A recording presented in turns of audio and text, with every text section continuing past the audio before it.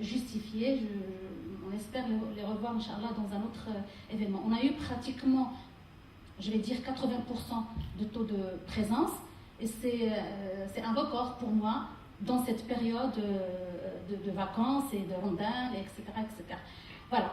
Donc, le déroulement de l'après-midi, c'est pas une formation, alors c'est un échange, c'est une réflexion, vous pouvez participer, c'est plutôt participatif, c'est suite à la demande des intervenants, donc c'est plutôt participatif, c'est un partage d'idées, d'expériences, de beaucoup de choses, et donc on espère avoir un retour, bien sûr, des participants par des questions, par peut-être renforcer une idée, peut-être contredire, je ne sais pas, mais bon, je vous demande d'intervenir tout à l'heure, Inch'Allah.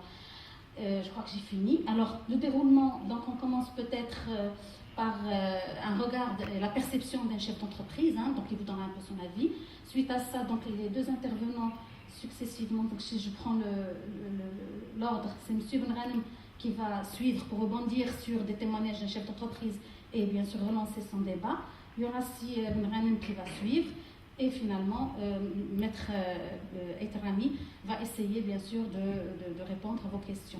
Voilà, donc c'est vraiment dans un cadre convivial. Faites comme vous voulez, posez des questions, soyez à l'aise. On est là pour partager. Et ce n'est pas une formation technique purement et sur. Voilà.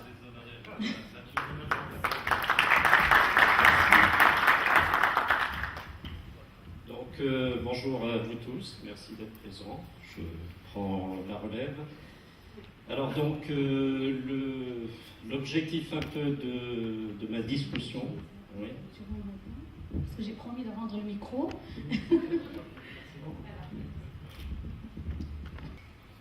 Et la perception d'un chef d'entreprise et des chefs d'entreprise sur la fonction RH, surtout en période de crise. Alors, bon, je m'appuie un peu sur mon expérience, hein, une expérience d'une vingtaine. Ah oui, c'est plus simple. Hein, ouais, voilà. Très bien.